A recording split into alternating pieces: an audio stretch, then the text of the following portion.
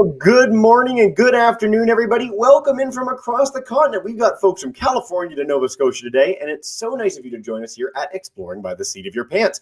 If you're new to us, like some of our audiences, and for our speaker, we are all about bringing conservation, adventure, and science into classrooms around the world. Now, everything we do goes to our YouTube channel, so if you want to check out this program or like 4,000 others in 3 weeks or 3 years, you can head there and do just that.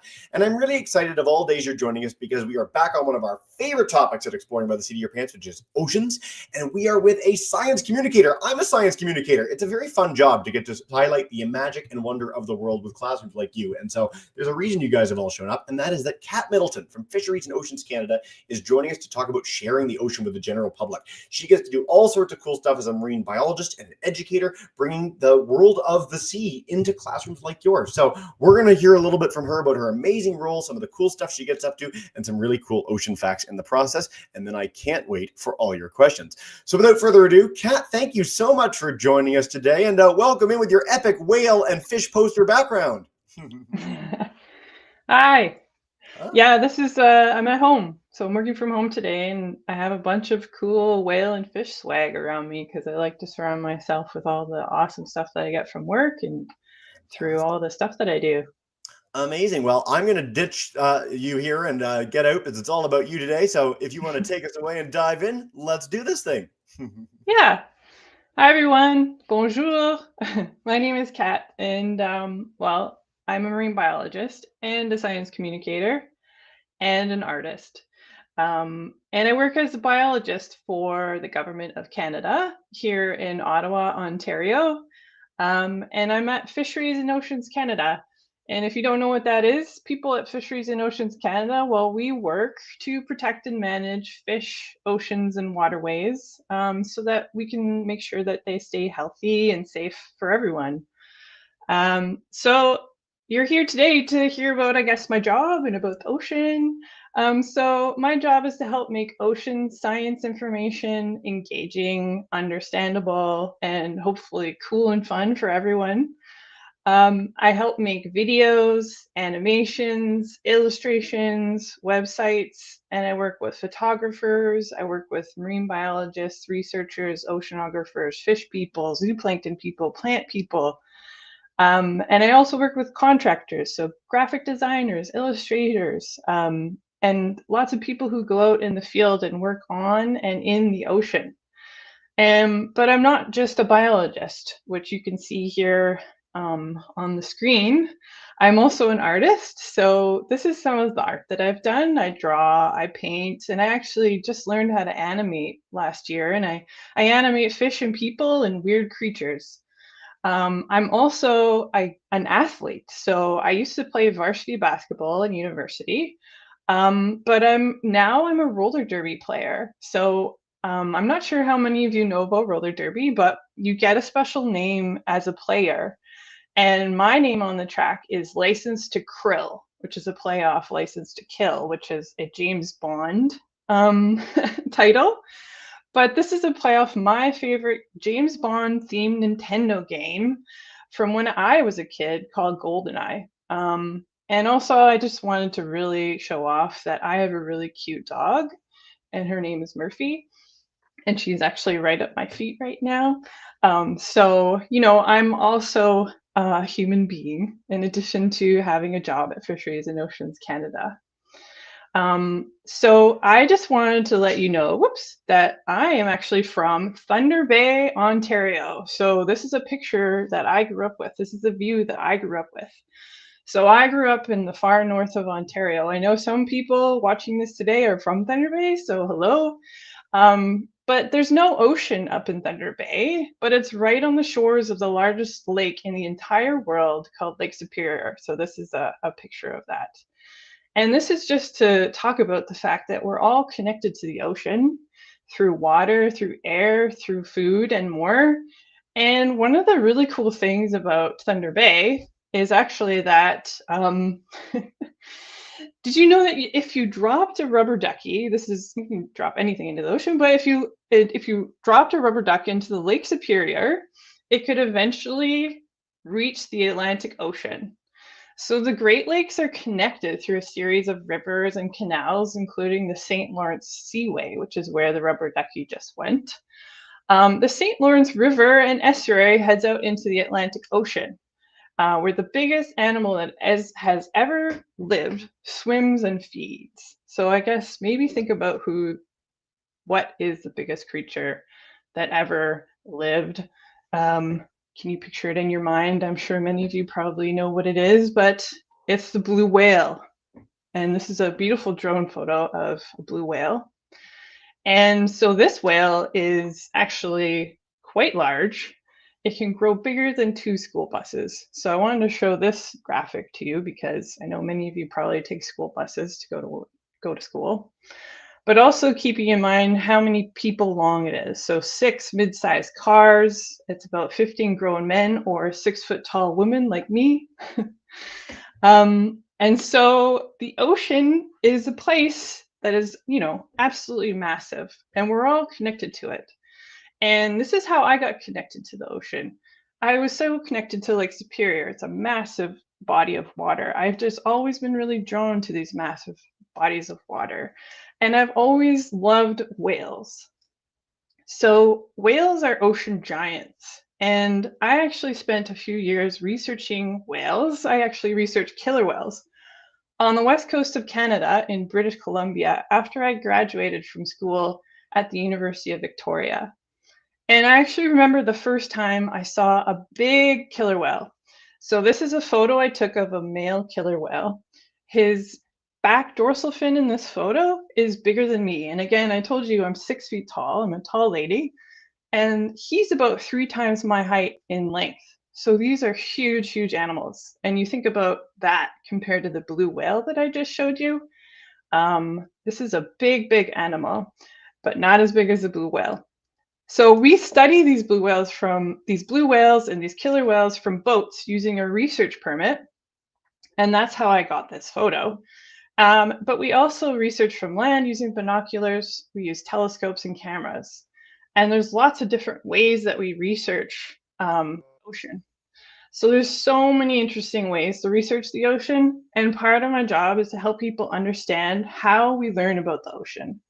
All the different ways that we sample through new and known technologies. So this is actually an example of an infographic that I help make as part of my job.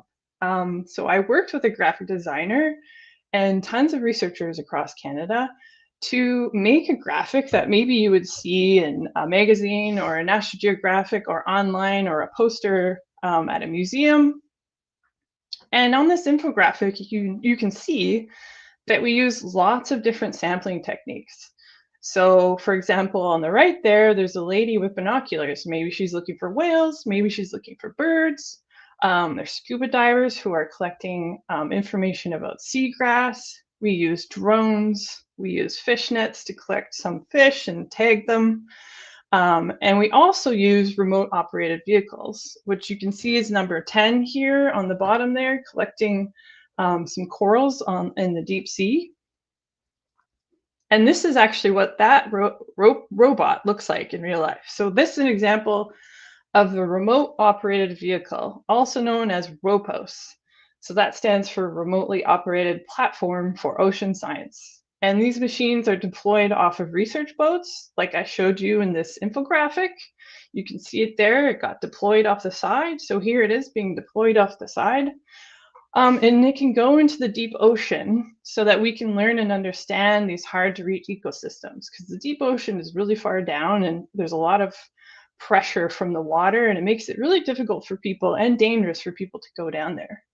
So this is actually a picture of one ROPOS off the west coast of Canada, and it's been used by one of our deep sea researchers. Her name is Charisse Dupree. So let's show you what this looks like in the deep. This is a photo of ROPOS in the deep sea. And you can see it's exploring new and sometimes completely undiscovered habitats in the deep sea. These machines are controlled remotely from boats above, and lots of times these science expeditions are actually streamed live and streamed on YouTube. So you can actually watch researchers explore the deep ocean in real time. And that's one of the ways that we've been trying to engage with the public and the students. A lot of these videos have been recorded, so it'd be a really great thing to check out. And maybe you already have, maybe you're already subscribed to these types of videos. So here's another example of an infographic that we made as part of my job. So you can tell, like, I love science and I love art. So how do we combine these to make them fun and engaging for people, while also, talking about some somewhat difficult conversations, like the fact that some sharks aren't doing very well, and it's important to know what their conservation status are so that we can help protect them moving forward. So I make lots of different infographics. This is one that we did about the Atlantic Ocean, and it shows different sharks and skates and their conservation status. So some species of shark are endangered, so like the white shark here with the orange dot, while others are doing pretty well, like the blue shark, which has a blue dot. So a big part of my job is thinking about how to communicate to different types of ocean science to different people. So I'm a fish biologist, I'm a marine biologist, but I'm trained as a salmon biologist. So out west, I spent many years researching Chinook salmon. And this is a painting I made of the largest Chinook salmon that was ever caught off the west coast of Canada or the US. I studied Chinook salmon when I went to graduate school, and I learned that salmon this big are rare these days because of overfishing and climate change. And actually, I tried really hard to paint his eye to look concerned, maybe even sad, because emotion is a great way to connect with people, as is storytelling. So a healthy Chinook salmon, they're really important for humans. Lots of people eat them across the world. And they're also really important to ocean animals like the killer whale that I showed earlier. And that's actually one of the reasons why I got interested in killer whales, because I learned that their food source wasn't doing so well.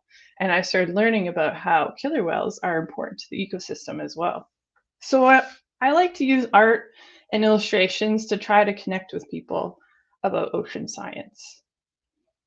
Here's an example of a photo by one of the photographers that I work with, Shane.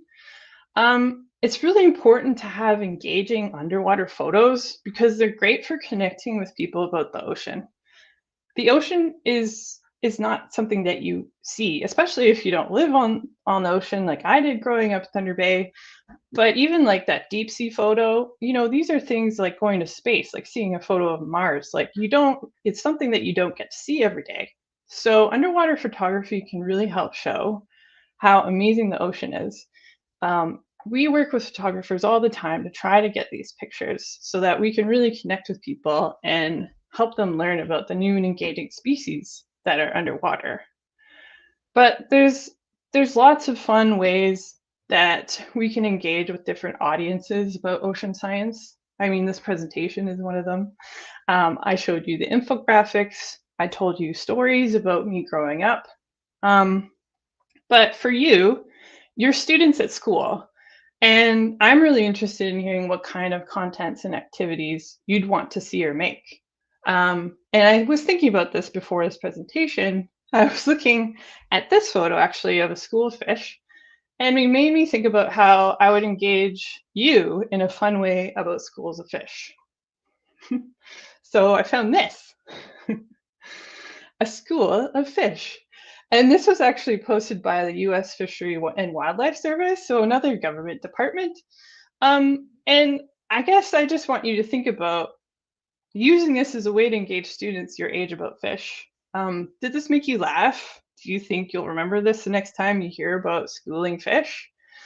I think I definitely will, and I want to use this even for like my parents or my friends or even people at work, because it's a fun way to help people remember and think about the ocean in a way that connects with their everyday life. Other ways that our team tries to connect with students, kids, and the public is through interactive activities. So here's an example of 2 coloring pages based off of 2 of our infographics. And these are handed out at museums, at school, and science center. And we're working on getting them printed for our website. So on the left, we have an infographic about Arctic char and changes that are happening in the ecosystem. But we made it into a coloring page so you can learn as you draw. And the one on the other side is from our Pacific Ocean, talking about sea otters who have returned from near extinction and how they've changed the ecosystem. So you can color on these pages and then go to our website and learn more about the ocean science. It's not just reading an infographic, you can interact with it a little bit and have some fun and color. Here's another activity example. This is a new one that we're actually, so this is behind the scenes, soon to come.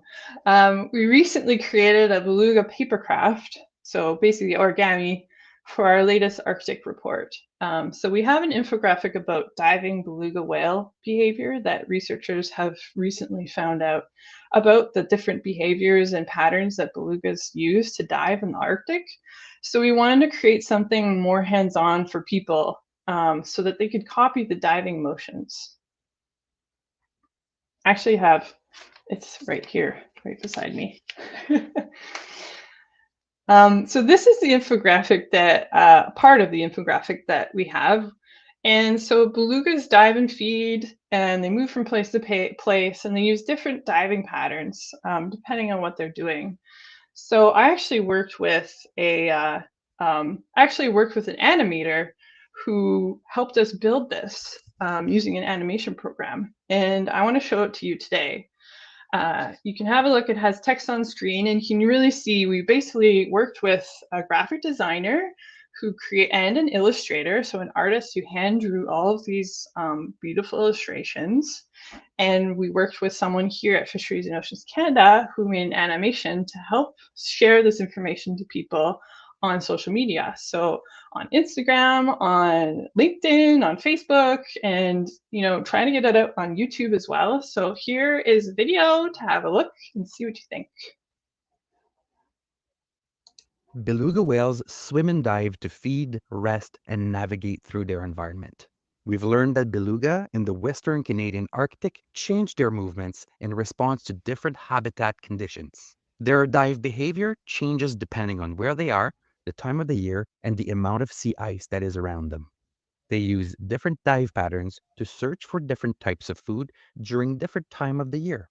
In winter, belugas take shallow dives to use less energy and eat food like shrimp and octopus. In summer, belugas take deeper and longer dives that require more energy but target high quality food like Arctic cod. Their flexibility in dive behavior means that they can respond to changes in their habitats and the type of food that are available. Find out more in Canada's Ocean Report now. So there's an example of one of the animations that we did. So we have another one on Arctic char. And this is the first time that we put out these infographics, and they're on the website, and we're trying to turn them into more than just an infographic.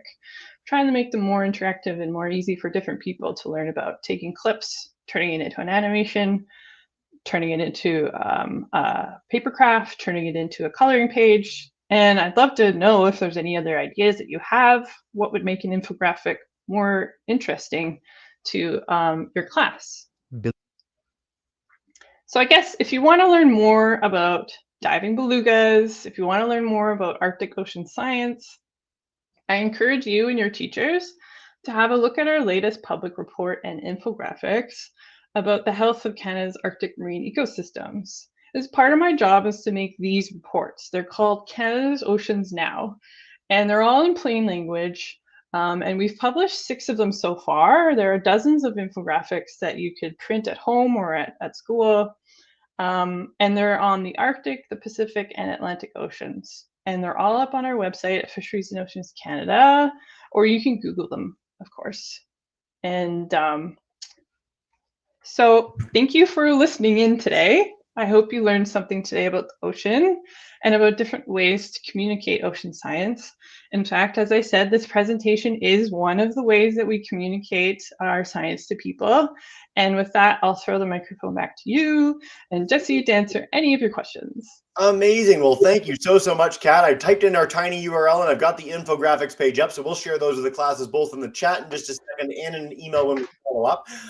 One of our questions to begin, we'll let our Mr. Alston and Miss Sussman's crew put their thinking caps on live for a second. YouTubers, please do share all your questions. Kat, is one of the questions we got to begin on YouTube is there a challenge to working with animators or illustrators? So you bring the science angle. Is there anything that's the biggest, I guess, difficulty in putting that together in something like a cool infographic or video? Yeah, I would say one of the biggest challenges as a science communicator, and specifically with animation, is trying to make it clear and just like short. So, science is pretty complex and there's lots of different things that are going on at once. So, when you're making an animation, you really need to make it quite short and really simple. So, because the animators can only do so much. So that infographic is pretty big. It talks about several different ideas. It talks about bowhead whales and belugas. And so we had to work with the animator and the scientist to really figure out, okay, what is the most important story here that we could focus on? Let's focus on the beluga diving only. Let's focus on only this one part. And also one of the things that is interesting about working with illustrators and animators is that we have to really make sure that the graphics are scientifically accurate. So sometimes you'll see a graphic of a beluga and maybe it doesn't actually look like what a beluga looks like in real life. And we wanted to make sure that the graphics were still, really pretty and engaging, but also accurate to what the ecosystem really looks like. Yeah, very cool. It's rare that we get the chance to talk to scientists who collaborate with illustrators and designers, but it underscores a theme that we talk about in a lot of our broadcasts, which is whatever your specific skill set is. If you're interested in the oceans, if you want to be a cook or a business person or a lawyer or an artist or photographer, there are roles for you at something like Fisheries and Oceans Canada, which is very, very cool. And it's U.S. counterparts, of course, for our friends down in the United States. So I love when we get questions like that. Thank you so much, Kat.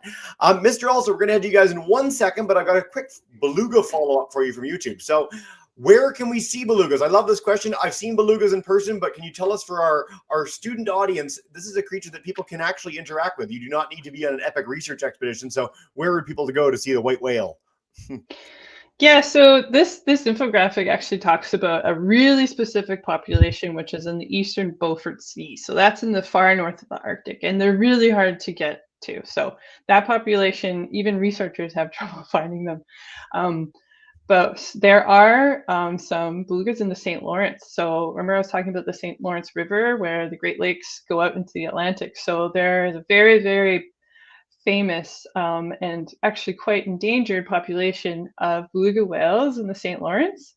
And there's actually another population in Hudson Bay. So that's, actually quite close to Thunder Bay. Up in Northern Ontario in Churchill, Manitoba, there's belugas that live there as well. Yeah, I got the chance to go to Churchill with Polar Bears International, and as you're flying in on the plane, you literally see the whales. Like, they're so easy to spot in the water because they're almost glowing bright white, and it's one of the most magical things that you can do in nature. So I hope everyone gets the chance to head to Manitoba and do that. Mr. Alston's class, we're going to head to Alberta now. Grade 4s in Cardston. Come on in and kick us off with our first question, and then California, you guys are next. Hey, guys. Sit down. Sit down. Hey, come up to the camera, Hawkins, and ask your question. Why do people throw trash in the ocean? That's a great question, Kat. Why do people throw trash in the ocean? This is something that people did a long time ago, and I don't know. I think sometimes people don't think about where their trash goes. Maybe they weren't taught about how to put it into the garbage. I do also think a lot of people make the mistake of putting things in the ocean. It's not necessarily that they know, oh, I'm going to throw this on the ground, it goes down a drain and then ends up in the river and then it ends up in the ocean. Like when you look at a drain and it's got a little fish on it, a lot of times that's to help people really make that connection. Like maybe they don't think about the impact and maybe they don't think about the fact that, it could hurt some of the ocean creatures. I think lots of times I would like to assume that they're not doing it with a bad intention and maybe just they need to learn why it's a bad idea. So It's a beautiful answer. And one thing I'll say is from our class perspective, like you guys live and breathe this, you know not to throw things in the ocean, of course. And that's what these broadcasts are all about, is making sure that you guys are aware and get the chance to talk to amazing people like Kat that are doing this and sharing this advocacy work all around the world. And so, again, you kids have drunk the Kool-Aid. You're doing really great stuff. So keep it up. Let's head to Jefferson Elementary in LA. So for our LA class, I just want to note, I'm in Corner Brook, Newfoundland, and we still have 5 feet of snow on our front lawns. So I'm vicariously excited to get to hang out in California for a minute. Hello, Mrs. Dustin's class, 5th graders, welcome in. Hi. Come on up, ask away. Hello, my name is Jalen, and I have a question. What is an extinct animal in the ocean water? Ooh, an extinct animal in the ocean, Kat. Can you repeat the question? Sorry, I got distracted by all the people in there. That's okay. Is there an extinct animal in the ocean? Is there anything that we've wiped out entirely, or maybe something that's critically endangered as well that we can help protect? We can take this question in a few ways. That's a great question. I mean, when I think of extinction, I think of something like megalodon, which is, a shark, a huge shark that used to exist. When you think about extinction, that's a really hard subject to talk about. I think in general, it's mostly a lot of endangered species. So when I was talking about the St. Lawrence beluga, for example, they are having a hard time because there's lots of toxins and pollution in the St. Lawrence River. And so I think that's one of the ones that I think of. We're really trying to protect them quite a bit. And there's actually some Atlantic salmon on the east coast of Canada that are extirpated, which is different than saying extinct. So extirpated is essentially saying that they're very close to extinction. They only maybe live in 1 or 2 rivers. I love when we get the extinction endangered question, and a lot of you will know about endangered species. We're working to protect those. We feature a lot of stories in those, but I'm so glad of all the extinct species you picked megalodon, because it's the coolest shark ever. They're the biggest shark ever to exist. They hunted whales. This is one of their teeth, which is it's like my favorite thing that I own. So every time we get to highlight them, very, very cool. Great question, guys. Thank you so much for that. We're going to head back and do another live round with our questions. We've got kids lining up, which is a great problem to have. So I love your enthusiasm. Mr. Alston, we're going to head back to you. Miss Sussman will come right back, and then we'll take a few from our YouTube friends, too, before another round. Hey, guys. Welcome in. How many types of oceans are there? Ooh. That's a really good question, and I actually get that question all the time. So there's actually just one ocean. We're all part of one ocean on Earth. There's lots of different ecosystem and marine ecosystems. So we've got the Pacific and the Atlantic and the Arctic, and there's many different seas like the Mediterranean Sea, but there's actually only one ocean. It's because, as I was saying at the beginning of this, we're all connected to the ocean. It's all connected through waterways. Yeah. We've seen that in some of the ways that people talk about oceans in general around the world, is that it's gone from oceans to Ocean Week and things like that, because they're all connected. It's not like our lakes, like some of our lakes that you might have in Manitoba, Alberta, California, that are separate from all the other ones. They are all connected. And one thing that we love to feature, and we do a lot of broadcasts here, is right at the bottom of South America, right across the world, there's a current that goes continuously. Like most of the continents get in the way, but there's one spot where the waves can get really, really big when you're heading on ships down to Antarctica. So it's a cool way of thinking about the connectedness of the oceans, I think. Great question, guys. All right, Mrs. Sussman's class, let's head back to you guys. Come on in and take us away. Hey. Oh, there you go. Yeah. Hi, my name is Dominic, and I am wondering, why is it important for us to learn about the ocean when it comes to the water cycle? Dominic, great question, man. Oh, that's a technical question. I love it. So when it comes to the water cycle, like again, when I was talking about how we're all connected to the ocean, right? So, raindrops and even water, like in your body, like a huge part of the human body is made out of water. When we think about the water cycle, we have to think about how everything's connected. So it's important to learn about our connection to the ocean through water, through drinking water, through wastewater. You flush the toilet, it goes somewhere, right? You think about all that water gets recycled throughout the world. It's part of our whole ecosystem. So I think really communicating that we're all connected to the ocean, that is the really important part, because it's all connected through water and also through air. So I'm sure you've all been learning about oceans and breathing and the oxygen that's produced. So every other breath you take comes from these phytoplankton, these little algae that create oxygen. And we have to think about how even through air, through water, we are connected to the ocean. And teaching people about that is really important. I want to harp on that for a second because it's something that certainly when I was the age of our school kids, I did not know, and it's really worth thinking about. Take a breath. Mhm. Take a second breath.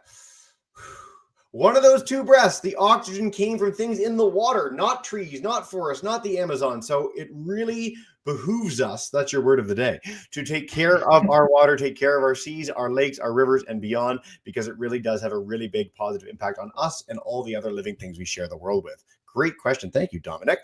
All right, Kat, on YouTube. I guess this is either a really easy one or a really hard one. What is your favorite ocean animal and why?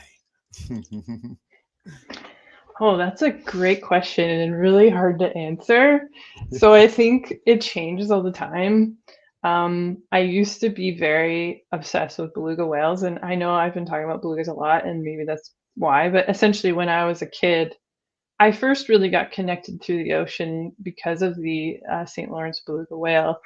I was subscribed to a magazine called Owl magazine, which is up here in Canada. It's like, National Geographic for kids or Canadian Geographic for kids. And they put out these little series about endangered species. It was a leatherback turtle and the beluga, the St. Lawrence beluga. And ever since, I absolutely love beluga. And I was so excited to make this paper craft. But at the moment, my favorite species in the ocean is actually a krill, which is tied to my roller derby name, Licensed to Krill. So krill is whale food. So see, there's a whale behind me here. And they feed on these tiny little crustaceans, they're like shrimp, tiny shrimp, and they feed on thousands of them, like big pink piles in the ocean that they gulp up with their mouths. So I really love krill at the moment. They are super, super cool. Imagine, kids, that you ate things that were like 1/10,000th your size, and you ate like a bazillion of them. Like, instead of having a sandwich for lunch, you had like 900 Skittles. Don't ever have 900 Skittles for lunch. Super bad for you, but delicious at the same time. So cool. You're the first person to ever mention krill in that question. Most people always go with the big charismatic things, manta rays, big sharks, whales. So the basis of the ocean food chain is Kat's answer du jour, and I love it. Thank you so much for that. All right, Kat, we got a great question. One of my very favorites. We do this with Ocean Wise a lot. One of the kids wanted to know, is it okay to eat seafood? If we're protecting things in the water, should we eat fish? Tell us a little more. Of course, it's okay to eat fish. I don't know how many of you have learned about sustainable seafood and thinking about what you're eating. I mean, it's same with any kind of food that you're eating. You need to think about where it came from and how it was caught. So when it comes to seafood, oftentimes you're eating a wild animal. Not always. There's obviously farmed fish and farmed mussels and whatnot. But I think just think about where it's coming from. So there are some ways that you can do that through Ocean Wise. There's also the Marine Stewardship Council, and they make sure that they check in on those fisheries to make sure that they're following the rules and making sure that too many fish are being taken. So that's something to consider. I think also eating closer to the bottom of the food web. So like I was saying, as the fish eat other fish, which eat other fish. So we have like a salmon at the top, which eats fish, which eats that fish eats krill or zooplankton. So sometimes it can be better to eat closer to the bottom of the food web. Yep. I love that we highlighted that, and I'd already brought up the banner before you mentioned it, so thank you very much for knowing. So in Canada, Ocean Wise, in the United States, MSC, you can look for these as little logos on fish products at restaurants and grocery store, and what it means is that a team of experts like Kat has gone out and made sure that those fish are being taken in a sustainable way. It means we're not killing all the fish, we're taking enough to feed us, but we're leaving it so that for future generations, there'll be fish for people and for the ocean, of course, as well. So look for those symbols, MSC and Ocean Wise, and you can really choose some sustainable seafood and have some really delicious meals as well. So great question, guys. All right, time flies when you're having fun. We're going to go back to our live classes for one more round each. Mr. Alston, if you guys want to come on in and Karsten, and we'll wrap up with you in Mrs. Sussman's class in just a second. Guys. Hi. How deep can fish swim?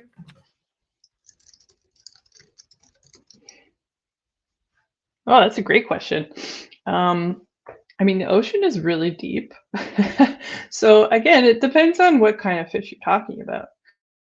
So, I was talking about that Ropos, that machine that goes on deep underwater remotely. I mean, there's fish that are down there at almost 8 kilometers deep, like 4 kilometers, 3 kilometers deep. It depends on what kind of fish you're talking about. There are some species of deep sea fish that can survive down there all the time, and there's other fish that wouldn't be able to survive down there at all. There's some fish that only do well on the coasts or live in rivers and stuff. So honestly, fish are pretty much everywhere when you think of the ocean. They're quite adaptive.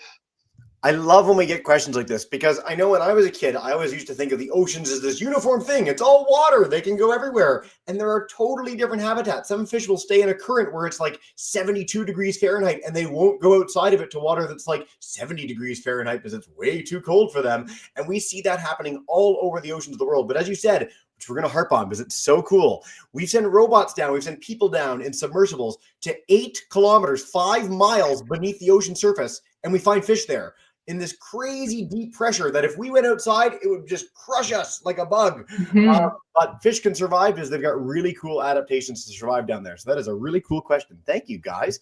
All right. I'm going to stress, if you guys want to check out this program more with the amazing Fisheries and Oceans team, check out this YouTube channel. You can find that tiny URL in Kat's presentation too. So if you want to check that out, see some of those cool infographics, we'll try and track those down and send them to all you classes.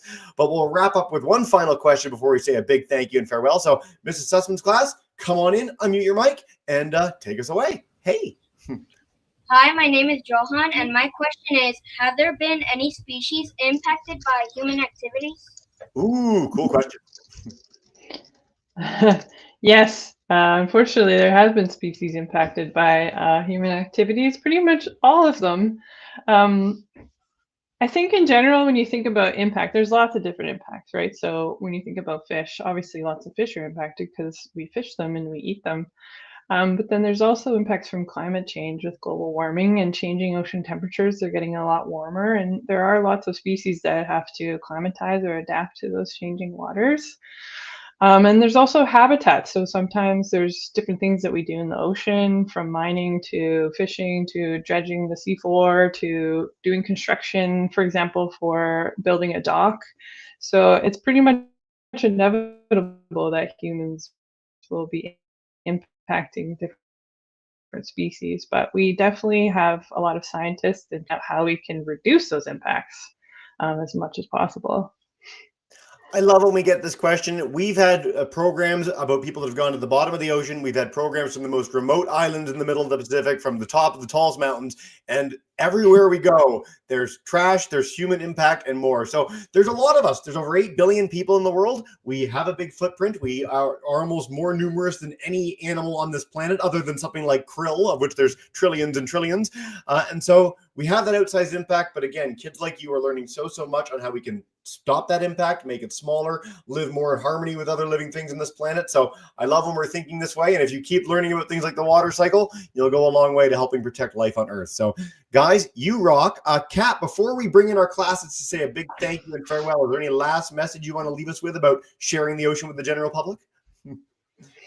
I mean, just like Jesse was saying, everyone can do it. Everyone can contribute in some way. From artists to public speakers, to engineers, to scientists. There's people in the labs, there's people in the office, there's people drawing, there's people making videos.